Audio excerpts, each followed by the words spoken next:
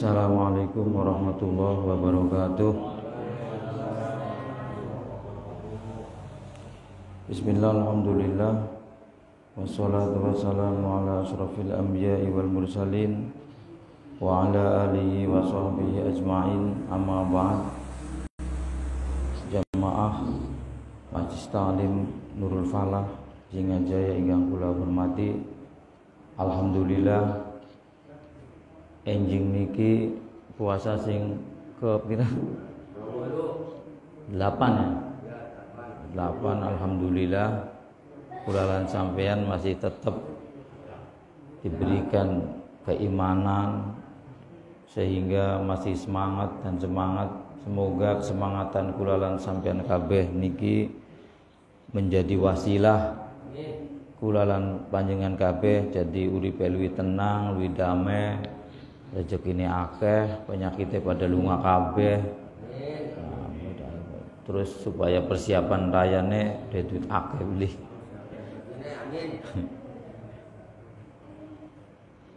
Wasyu'batu as-saniyata asyarota. Bagian yang ke-12 iku ar-raja'u, pengharapan di rahmatillahi maring rahmati Gusti Allah. Qala ngendika sapa Allah taala, qul ya ibadiyalladzina asrafu ala anfusihim la taqnatu mir rahmatillah. Qala Rasulullah sallallahu alaihi wasallam, al fajiru ar-raji, utawi wong kang lacur akeh gawe dosa, ar-raji kang ngarepaken li rahmatillahi maring rahmati Gusti Allah, iku aqrabul wi parek ilallahi maring Allah taala minal abidi, saking wong kang ibadah terus, al muknati kang putus asa. Jadi iman, bagian iman yang ke-12 itu adalah ar-raja, mengharapkan kepada Allah. Jadi suatu pengharapan kepada Allah, pengharapan bahwa diri kita itu pasti akan dikasihkan rezeki oleh Allah, pasti akan diberikan kesehatan. Pengharapan-pengharapan seperti itu adalah bagian dari iman. Ketika misalnya sakit, kita punya pengharapan pasti nanti satu saat Allah akan memberikan kesembuhan. Karena orang hidup kan kadang sakit, kadang sehat, tapi dia masih tetap memiliki pengharapan. Beda kalau misalnya ada orang sakit, dia tidak punya pengharapan. Lah ini yang mengakibatkan akan menjadi mempercepat kematian itu. Kenapa ada orang yang sakit lama, sudah lama setahun, 2 tahun sembuh lagi? Ini karena di dalam hatinya punya pengharapan, punya harapan sembuh, punya harapan sembuh dari Allah Subhanahu wa taala. Jadi harapan ini mempengaruhi dalam kehidupan ini. Misalnya kita jualan, kita punya keyakinan, harapan bahwa jualan kita hari ini lebih baik. Nah, ini nanti itu akan mempengaruhi pembeli. Jadi harapan itu sangat penting. Makanya di Allah Subhanahu wa taala berfirman, qul ya ibadiyalladzina asrafu ala anfusihim la naqnatu mir rahmatillah. Jadi janganlah kita berputus asa dari rahmat Allah. Karena ketika kita berputus asa dari rahmat Allah, ini yang akan menjadikan hidup kita semakin hancur, rusak dan menderita. Bahkan Rasulullah sallallahu alaihi wasallam sendiri itu bersabda, al-fajiru ar-raji rahmatillahi ta'ala aqrabu ilallahi ta'ala minal abidi al-muqnati. Seseorang yang kerap berbuat dosa, fajir itu orang yang kerap berbuat dosa, ya ibadah, tapi tetap berbuat dosa, berarti itu fajir.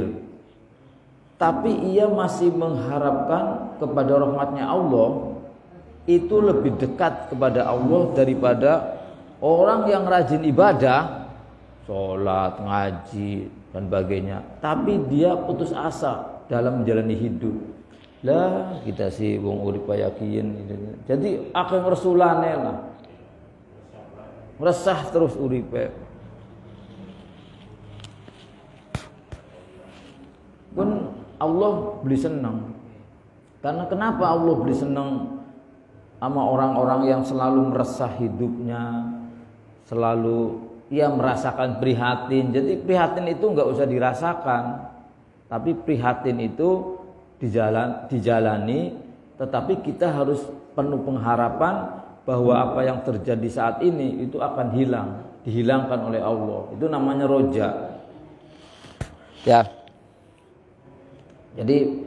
Jadi penting pengharapan itu, pengharapan hidup, pengharapan nanti akan diberikan rezeki banyak, tapi nanti ada beberapa kriteria yang namanya roja. Warawiya an Umar bin Zaid bin Aslam anna rajulan kana fil umami al-madiyati yajtahidu fil ibadati wa yusaddidu ala nafsihi wa yaqnatun nasu min rahmatillahi ta'ala thumma mata faqala ya rabbi mali indaka faqala laka an-nar. Jadi pada satu ketika ini ada riwayat dari Umar an Zaid bin Aslam. Ketika satu ketika ada seseorang, ya, ada seseorang di masa lalu, orang itu rajin ibadahnya, semangat pengajian ngaji, sholat subuh berjamaah, pokoknya semangatlah. Wa yusaddidu an nafsihi, dia juga mempunyai gelora yang begitu semangat dalam usaha. Tapi wa yaqnatun nasu min rahmatillahi ta'ala, tetapi sekelompok orang itu wa yaqnatu an-nasa min rahmatillahi ta'ala, tetapi orang itu kemudian tidak memiliki pengharapan kepada seluruh manusia dari rahmatnya Allah. Jadi kan kayak gini. Jadi apa namanya, dia itu beribadah tapi tidak punya harapan hidup, misalnya gitu. Tidak ada harapan bahwa rezekinya nanti bertambah.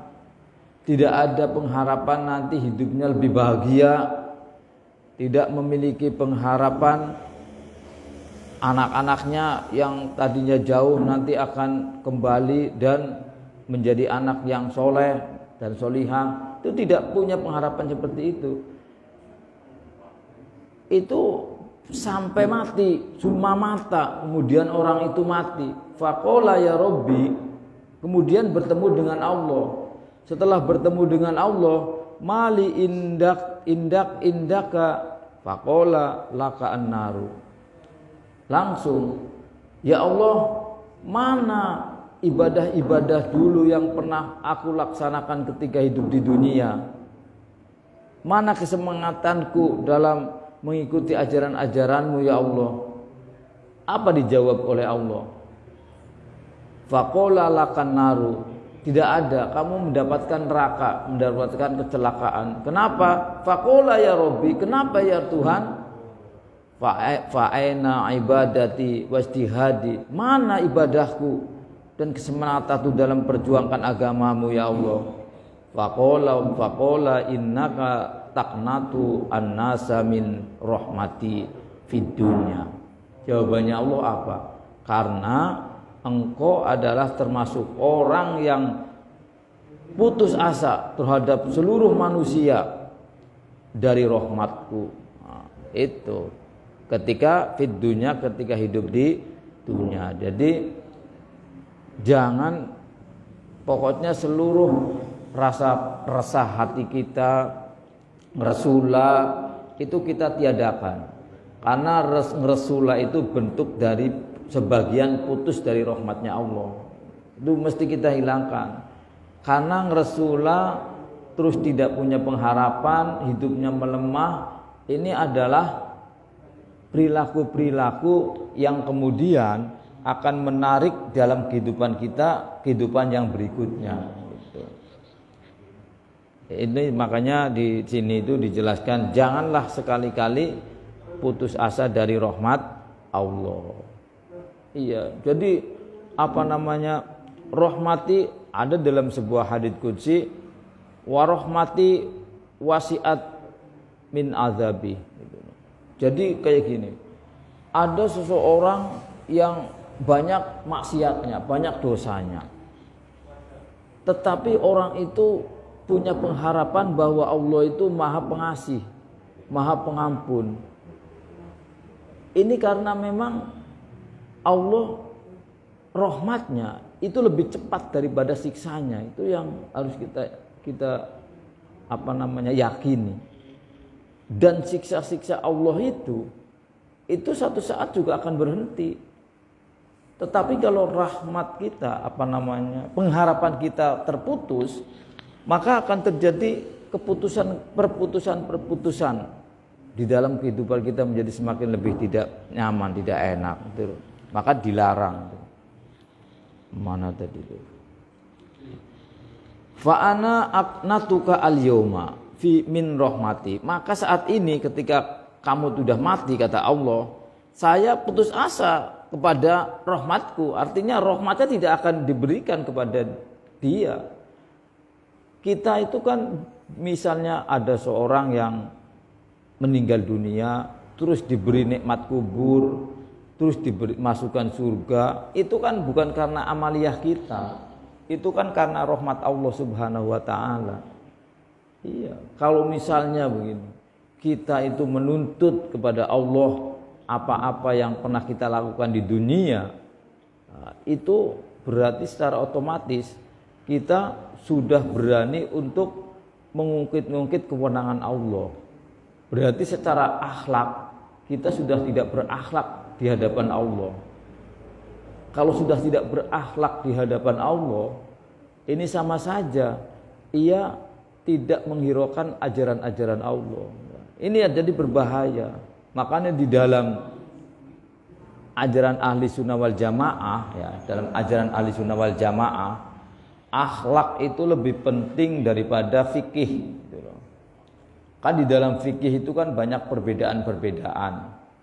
Sehingga karena perbedaan itu terjadi perdebatan. Tetapi di dalam ajaran ahli sunnah, akhlak itu di atas fikih. Artinya apa? Artinya perbedaan-perbedaan, perdebatan-perdebatan yang terjadi di antara kita itu jangan dianggap sebagai sesuatu yang besar. Tapi kita harus mengedepankan akhlak, harus saling menghormati, saling mencintai. Karena namanya orang hidup itu kan punya pikiran. Dan pikiran itu kan masing-masing, ya kan? Apalagi misalnya berbeda keturunan, beda jenis. Kadang-kadang satu keturunan saja, ya kan, adik dan kakak, itu cara berpikirnya berbeda. Kan seperti itu. Jadi wajar berpikir beda itu. Yang penting memiliki alasan dasar bahwa apa yang diucapkan itu sesuai dengan Al-Quran dan hadis. Makanya misalnya ada orang ini, misalnya nih, ada orang mengeluarkan sebuah ayat Al-Quran atau hadis. Kemudian ia meyakini bahwa apa yang dia ucapkan ini adalah Al-Quran dan hadis. Sehingga apa? Ketika orang tidak mengikuti pendapatnya, maka dia sesat atau dianggap kafir.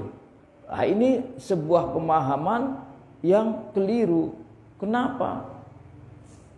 Karena ketika kita meyakini bahwa secara penuh sehingga secara totalitas sehingga menganggap orang lain yang tidak di dalam kelompoknya itu adalah kafir, sesat, maka secara otomatis kita mengakui bahwa apa yang kita pahami di dalam Al-Quran hadis itu adalah yang benar mutlak. Itu tidak.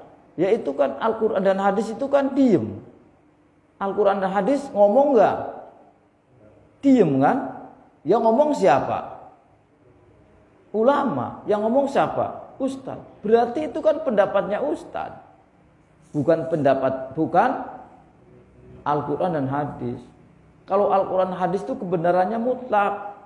Karena kebenaran mutlak, maka karena memang dari Allah Subhanahu wa taala. Tapi kalau seorang pendakwah itu tidak boleh mengklaim bahwa dirinya yang paling benar. Kalau sudah menyatakan dirinya yang paling benar, maka dia akan terkena penyakit yang namanya sombong. Kalau sudah kena penyakit yang namanya sombong, siapapun itu orangnya, apakah dia itu ahli dalam bidang agama di atas rata-rata penguasaannya, atau dianggap orang yang paling berpengaruh, maka dia akan masuk neraka. Kenapa? Karena tidak akan masuk surga orang yang di dalam hatinya ada rasa sombong. Makanya ketika kita misalnya melihat orang pakaiannya compang-camping, kita jangan menghina mereka. Kita harus bersyukur, alhamdulillah yang seperti dia itu bukan saya. Gitu, iya kan? Kita harus seperti itu. Ada orang yang seperti apalah, itu kita tidak usah menilai jelek. Nilailah yang baik kepada siapapun yang kita lihat. Gitu loh. Iya, kenapa? Karena kalau kita sudah bisa menilai segala sesuatu itu yang kita lihat itu dengan yang baik, maka kita hidupnya akan menjadi kehidupan yang begitu nikmat. Misalnya begini, ini cerita-cerita orang yang selalu berpikiran baik. Jadi kebetulan karena bulan puasa kan setiap jam 4 kadang keluar rumah kan. Begitu keluar rumah ya, itu melihat ada kresek hitam. Ini kresek. Akhirnya apa? Wah, ini kan dibuka kan. Begitu dibuka ternyata baunya menyengat. Aduh, kotoran menyengat. Lah, kalau orang yang selalu berprasangka baik, ya, itu langsung begitu dibuka menyengat karena kotoran sih, dia berprasangka baik. Oh, ini kotoran itu bukan untuk saya, tapi hadiah untuk bunga-bunga yang ada di hadapan rumah saya. Kotoran itu kan untuk bunga itu kan pupuk kan. Tapi bagi orang yang jadi enak langsung hidupnya itu selesai, gak masalah. Tapi bagi orang yang berpikirannya jelek, begitu ada kresek hitam dibuka isinya tai, dia langsung pikirannya, siapa ini? Apa salah saya? Siapa yang berbuat jahat nih kepada saya? Langsung kayak gitu pikirannya. Sehingga apa? Sehingga dia mau jualan tuh gak jadi. Kenapa? Karena pikirannya mencari siapa nih? Ya padahal pagi harus jualan, dia gak jadi. Kalau dia pekerja misalnya di kantoran, mikirin sampai jam 7 nggak selesai. Siapa ini sampai 3 hari? Akhirnya pusing sendiri itu loh. Ya iya, makanya dalam Al-Quran itu sudahlah cara hidup supaya enak itu, supaya nikmat. Kita harus melihat segala sesuatu yang terjadi dalam diri kita itu dengan pikiran yang positif. Kenapa? Karena itu nanti akan berpengaruh dalam hidup kita menjadi hidup yang lebih enak, lebih nyaman. Itu seperti itu. Ya, apa lagi ini? Mana? Nyampe mana? Wa haqiqatur rojai. Nah ini ya. Utawi hakikate pengharapan huwa irtiyahul qalbi lintidorihi ma huwa mahbubun indahu. Jadi inti dari pengharapan itu adalah hati merasa puas ketika menunggu kedatangan sesuatu yang dicintai. Hatinya itu puas, tenang. Puas itu ya tenang, tidak ada rasa misalnya, ya Allah mudah-mudahan besok saya jualannya akan lebih laku lagi. Hatinya tenang, damai, terasa nyaman. Itu namanya pengharapan. Tapi kalau misalnya ya Allah dagang kok kayak gini terus, tapi mudah-mudahan besok lebih laku, tapi hatinya gundel, itu bukan pengharapan itu loh. Kenapa? Karena didasari hatinya itu kurang menerima, kurang tulus, kurang ikhlas. Ya. Ya ini ada perbedaannya seperti itu. Kelihatannya itu pengharapannya sama, tapi yang dirasakan hati berbeda. Pokoknya jadi diusahakan seperti itu.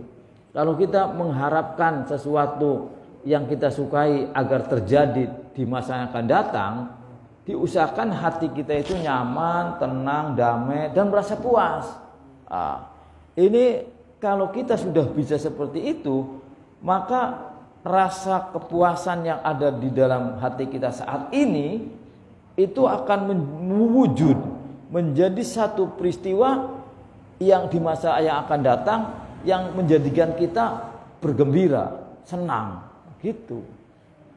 Tapi ketika kita hatinya itu merasa gundah, tidak tenang, tidak damai, merasa tersakiti, lah hati kita perasaan seperti itu, ini juga akan menarik peristiwa di masa yang akan datang mewujudkan peristiwa yang terjadi yang kita tidak suka dulu. Nah, jadi kita harus betul-betul bagaimana mengelola hati supaya selalu merasa tenang, damai dan bahagia. Kenapa? Karena nanti akan mewujud menjadi satu kenyataan. Nah, ini hakikatul roja itu seperti itu. Walakin dzalikal mahbubu al mutawaqqi'u la budda wa ayyakuna bisababin fa inin haramat asbabuhu fa huwa al hurud wal humku. Lah ini yang tadi itu.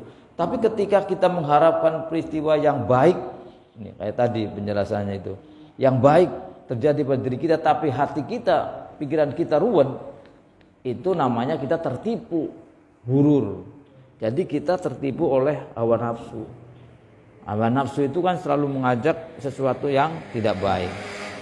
Wa illam takun al asbabu ma'lumatal wujudi wala ma'lumatal ibtihohi wa huwa at-tamani. Tetapi misalnya kita juga punya pengharapan, tapi pengharapan kita itu tidak mungkin untuk terwujud. Misalnya kita orang biasa tapi ngayal misalnya jadi presiden. Nah, ini berarti ya tidak, ini namanya tamani, pengharapan yang harus kita tinggalkan. Ya kita harus melihat kapasitas kita lah.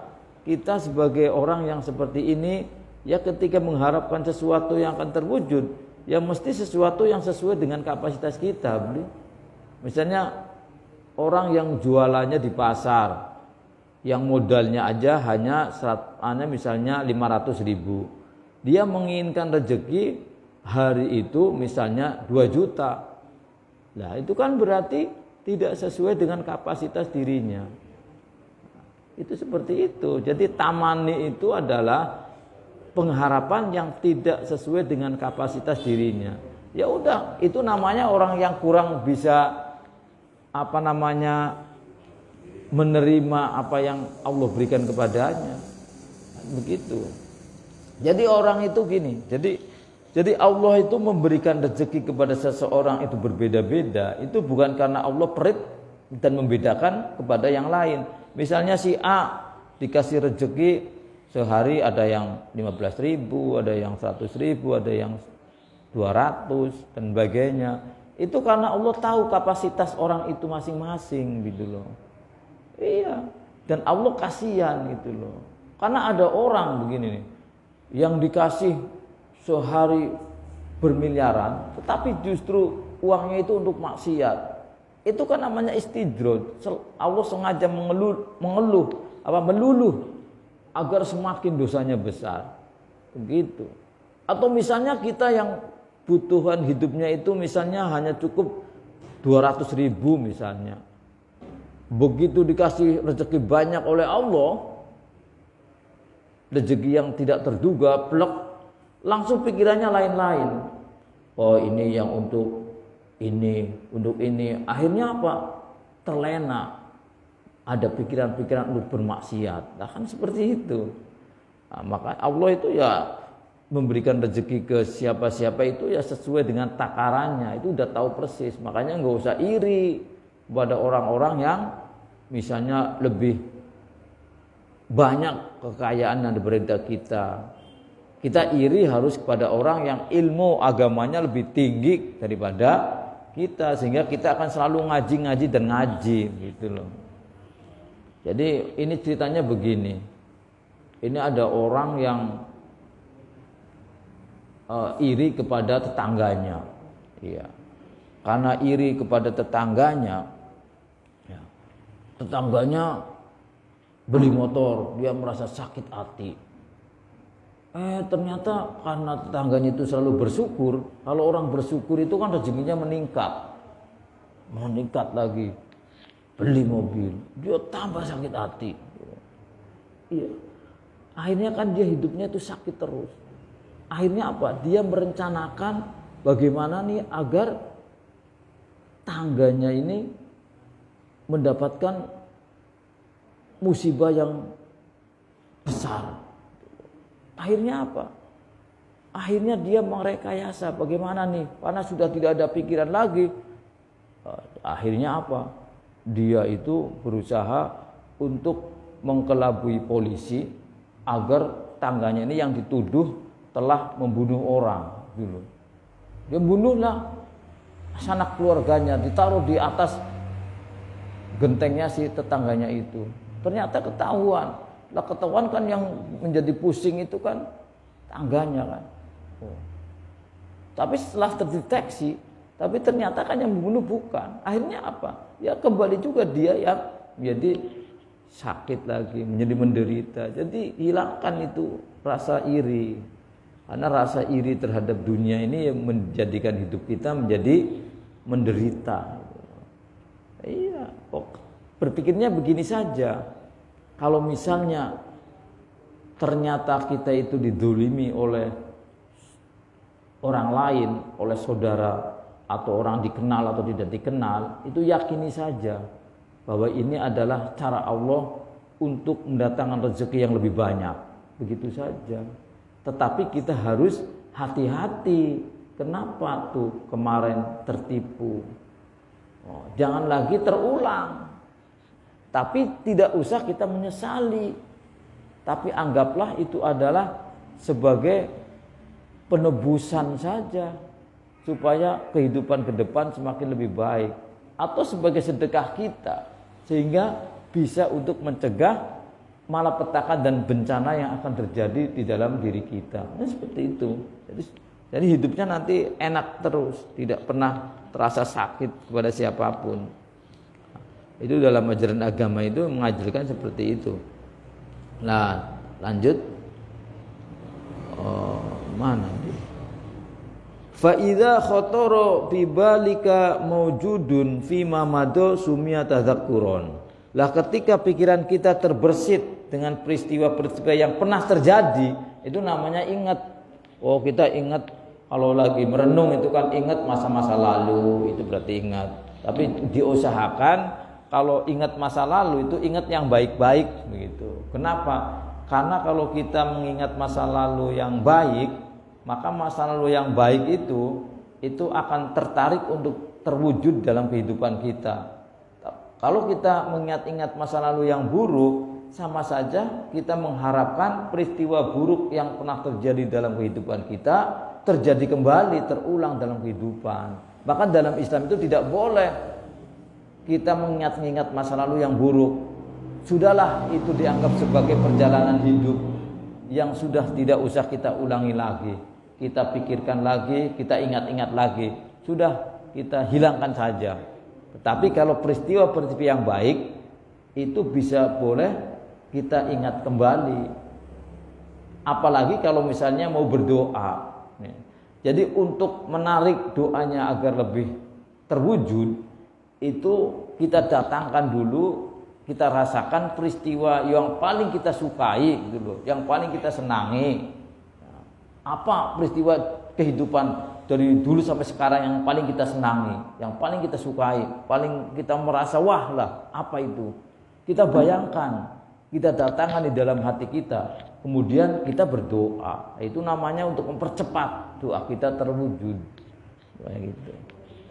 Itu cara, ada tekniknya itu loh.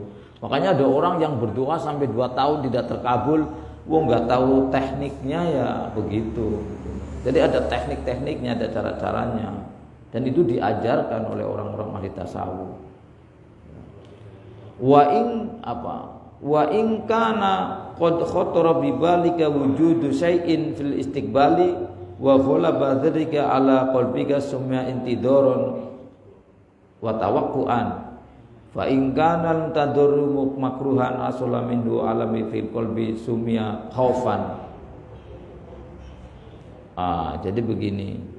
Jadi kalau misalnya kita muncul di dalam pikiran kita, tapi begitu muncul dalam kita menjadikan kita tambah takut, ya itu namanya kekhawatiran. Nah, kalau terjadi seperti itu, kita cukup baca istighfar astagfirullahaladzim, astagfirullahaladzim. Maksudnya supaya hilang dalam pikiran. Karena ini sih berbahaya.